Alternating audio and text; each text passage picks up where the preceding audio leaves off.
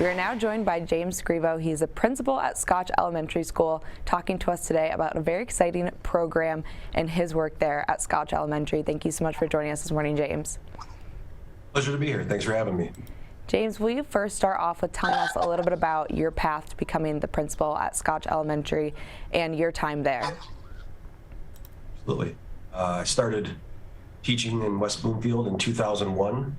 I was a fifth grade teacher here at Scotch, actually, and I taught here for 8.5 years. And then I was lucky enough to become the vice principal at Abbott Middle School, which is now West Bloomfield Middle School, and will be when they move down the street in a few short months. And after a year and a half with Mrs. Hughes over at Abbott Middle School, the opportunity arose to become principal here at Scotch, and I was lucky enough to get it. James, let's talk a little bit about that exciting program that you guys have at Scotch Elementary. It's the Capturing Kids' Hearts, and the program in West Bloomfield. Can you explain a little bit about what that program is and how it impacts West Bloomfield families? Sure. Not to contradict what you're saying, every time someone calls a program, I take pause just because, oh, here's another program that the district is going to pay for, or that we're going to make the teachers do, and then 2 or 3 years from now we're going to pass it along and something else will come up, and then we'll call whatever it was, we'll call this now that. So I don't like to refer to it as a program. It's more of a process, and to me it's just the way that I go about being a principal. The core of it all is building relationships. I know when things are going well with parents, I've done a decent job of building relationships with them. When they're not, something has failed in that relationship. When it comes to students, obviously it's much easier to build relationships with them, but because they're here every day. Nevertheless, when you have those classrooms that you look back at and you're like, that was like the best year I've ever had teaching, it's because of the connections you made with those kids and the things that you did together. And once you make those connections and you quote unquote capture their heart, capture their mind, you can do things with those classrooms that you don't normally see. It really is all based on relationship building. And James, you mentioned obviously that Capturing Kids' Hearts is not a program, but what types of things does it do inside the school district to help those families and build those relationships that you have with the students and their parents and guardians? It seems really simple, but doing it well does take time and take practice. So it starts just the way you start the day. So when the kids come in a perfect scenario, they would walk out of their house, they would get on the bus. The bus driver would greet them in the morning with just saying hello, good morning, how are you? Maybe a handshake. Obviously with COVID, the handshakes have gotten weird, so maybe a pound or an elbow, whatever, just a greeting, okay? Your morning changes, and anyone can say that, whether they lived in New York, Chicago, LA, wherever. When somebody greets you in the morning, you almost take pause, like, oh, hi, hello, good morning. And it's not different, it's just, it does make you feel good, and your initial reaction is to go back and say, well, good morning to you. And it's the first start of the day in a positive way. So you greet the kids. A lot of the teachers have handshakes and hugs and different things they set up. You've seen them on videos and stuff where even in a foreign country, the kid points to what they want. Do they want a handshake? Do they want a hug? Do they want just a hello?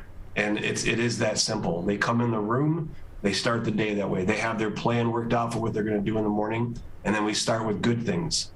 So once you start this, obviously with 20 youngsters in the room, whether they're ages K through 5 or middle school or high school, the younger they are, the more they want to share.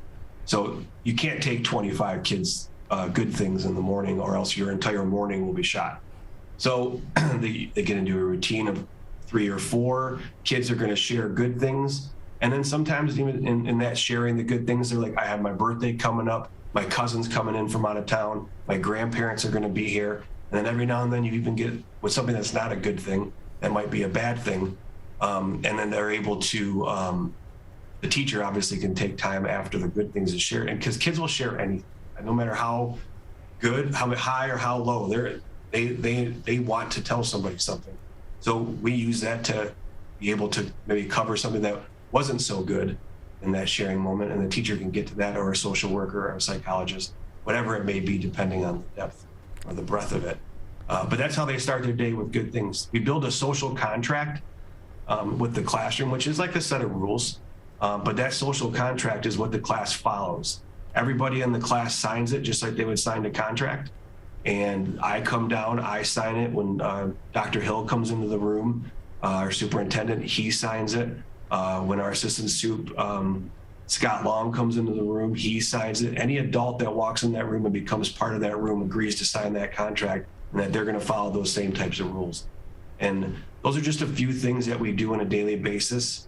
That happens in every single classroom with every single special, gym, art, music, and eye center. And it really does add something. Even if it's a sub that's in that room for that just maybe a half hour, they can turn and say, guys, are we following the social contract? Are you guys really, are you owning this?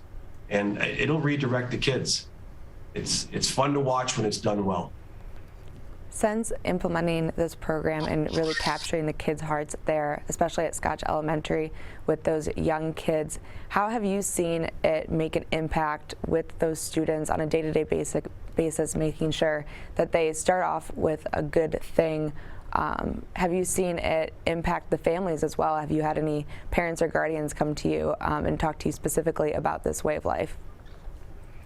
Yeah, I have.